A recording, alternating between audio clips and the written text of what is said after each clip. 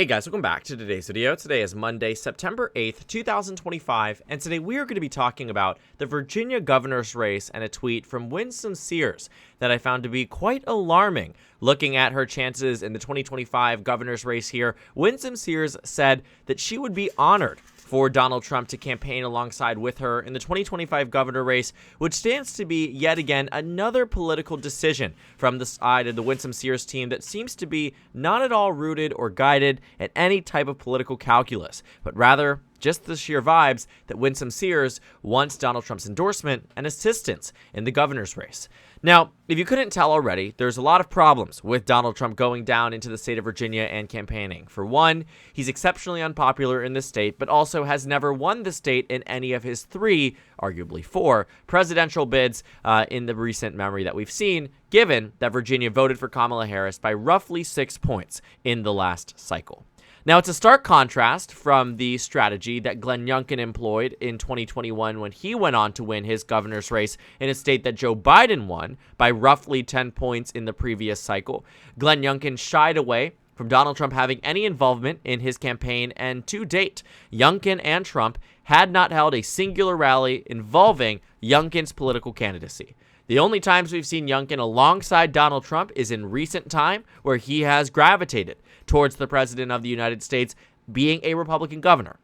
But in the lead up to being elected governor, needed that distance in order to win, and Glenn Youngkin did it well. We saw that in 2021, Youngkin's team was tapping into something that really had not been super discussed amongst the Democratic Party base, and that was this distance from Trump that actually did pay off. And oftentimes, Republicans are the first to latch on to Donald Trump for an endorsement in a primary to get into, a better position and cozy up to him on the Republican side. But Youngkin's rise in power was actually quite different. This most recent cycle, Winsome Sears running for governor pushed out every Republican running for governor in the race, meaning she did not face a primary, convention, or vote. Glenn Youngkin was set to face a Republican primary in Virginia, where little-known state senator Amanda Chase branded herself as the Virginia Donald Trump. And in the preliminary polling, Amanda Chase was defeating Glenn Youngkin. And so the state party decided to change the process rather than it being a primary. Instead, decided to make it a state convention, where the party's most elite and established could decide who would be the party nominee. And who did they choose? They chose Glenn Youngkin. And it was a decision that allowed Youngkin to avoid needing to pander to Donald Trump and his base. Because after all, those who made him the nominee were not the everyday voters that would have backed the Trump nominee 10 out of 10 times. It was a more older guard that was able to assess this race from political instincts, rather than just pure Donald Trump said this and therefore I'm doing that. But now we're seeing that rather than shy away from Trump, which was the winning code for Youngkin, obviously had tapped into stuff with critical race theory and Terry McAuliffe's gaffes on the debate stage, and arguably, not as great campaign as we're seeing now with Abigail Spanberger. But Winsome Sears is all in with Donald Trump, which to me stands and really jumps out as a politically poor decision on every front. No matter how you look at it, if you're a Republican, you look at this and you say, that's wraps. The Virginia governor's race is over, which it has been, because Winsome Sears has less than a 5% chance at victory at this point. Less than a 5% chance at victory when she won her race 4 years ago. It was the same ballot that Glenn Youngkin was elected governor that Winsome Sears was elected lieutenant governor against Hala Ayala, who was a state delegate in the state. Jason Miyares won the attorney general's race on the same ballot as Glenn Youngkin, each race declining in margin.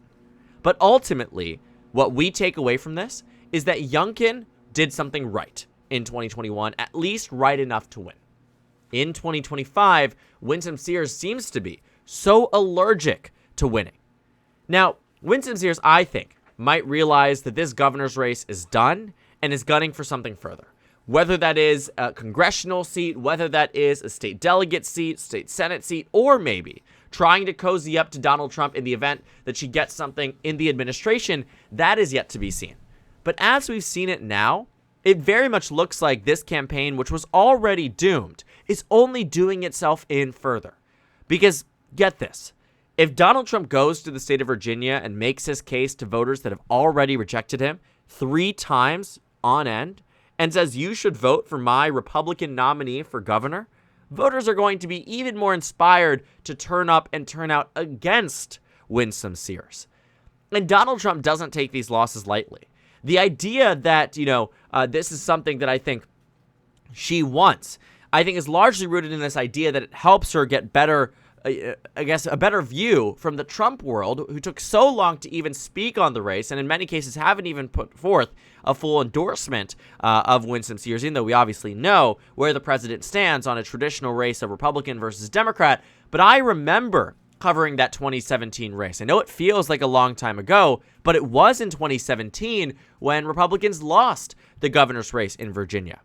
And we saw very similar things where it was supposed to be this referendum on Trump, but it was supposed to be more competitive. Now we found ourselves in a race where Spanberger's leading by more than Northam was, more than McAuliffe ever was, and is at this point where she's on track for largely the largest Democratic victory in Virginia across every race, governor and presidential combined, in the 21st century. Even Obama's both elections, Winsome Sears is expected to do Abigail Spanberger, rather, is expected to do better. But thinking about that 2017 race, going back to it, what Donald Trump had said in the aftermath was nothing short of political comedy. After being a full-throated endorsement for Ed Gillespie in that race, we saw that Donald Trump blamed Gillespie in 2017, saying that he did not embrace him enough. I mean, just take a look at this sign. Are you kidding me? Obviously, he embraced him enough. And too much in 2017. The data had said it's a closer race. The results disagreed because voters were angry with Gillespie. They were angry with Trump, just as they are today. And just as they will express at the ballot box this coming November.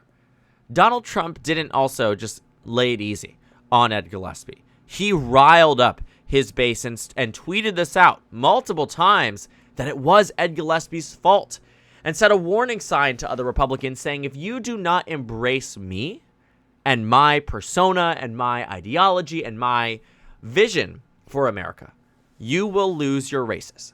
Now, that obviously was not the case, because it was in 2018 that a lot of these Trump districts ended up switching towards Democrats because Donald Trump became more unpopular in many of these races. But, many of these states and many of these districts here.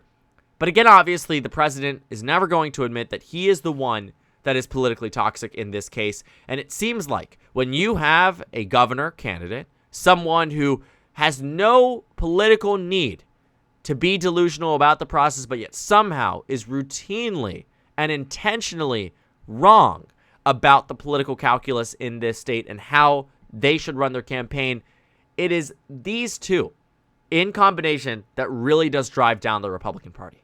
Because if Donald Trump goes to do a campaign rally in Virginia, there will be a crowd. But there will also be that many more voters who are turning up against Donald Trump solely on the fact that he is coming to this state and asking you to vote for X, Y, and Z candidate. Because Donald Trump's name is politically toxic in Virginia and has been. That's why he's never been able to win the state. And Glenn Youngkin's victory was not due to Donald Trump's popularity. It was not due to Republicans even being more popular than Democrats. It was on the simple basis that Glenn Youngkin ran a strong campaign because he knew when to associate with the president and not. When asked about whether or not Donald Trump's endorsement was going to make all that difference in the race, he said he appreciated the endorsement. But that was the extent of what he said. We saw countless Democratic ads harp on that word appreciated because that was the furthest that Glenn Youngkin gave Democrats. And looking at that race, again, there are very clear differences. Youngkin carried Winsome Sears and Jason Miyares across the finish line in 2021. But in 2025, there's no one here to save the GOP. Their expectations in the governor's race are poor. In the attorney general's race and lieutenant governor's race, the same. In the state House of Delegates race, Democrats have higher odds at a supermajority of 67 plus seats than Republicans do at a simple majority of 51. To put things in context, that is insanity. In a state, the Republicans had won the majority in the House of Delegates with the same district boundaries 4 years ago. And so now we are at this point where it is a race to the bottom for Winsome Sears. There is no clear pathway forward, and she is only making it worse for herself. And it really is, a position where this race a year ago we thought would be far more competitive than it is. Even in the lead up to the 24 election, we knew that if Trump had won the national election and won the presidential, that Virginia would still lean towards the Democrats, obviously.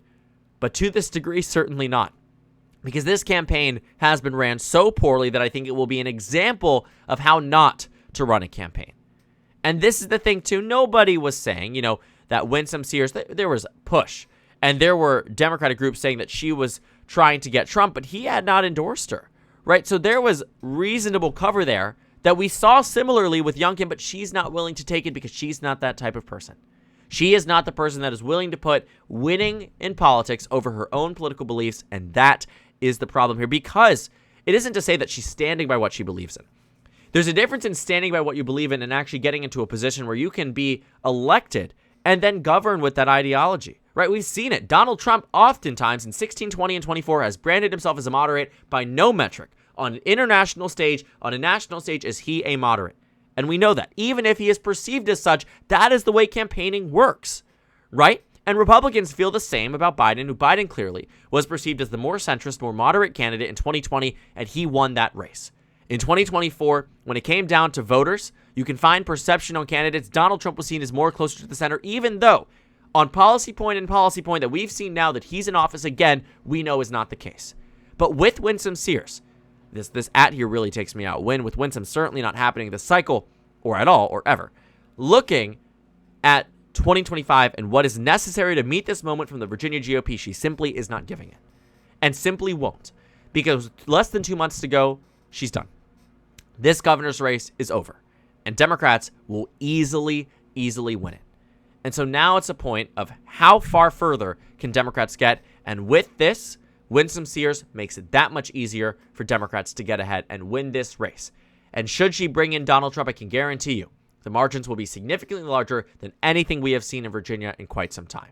And it will only hammer in the point that Republicans are associating themselves with an unpopular president and Democrats are the pathway forward, especially in Virginia, which has never voted for Donald Trump in the 3 elections that he's been on the ballot here.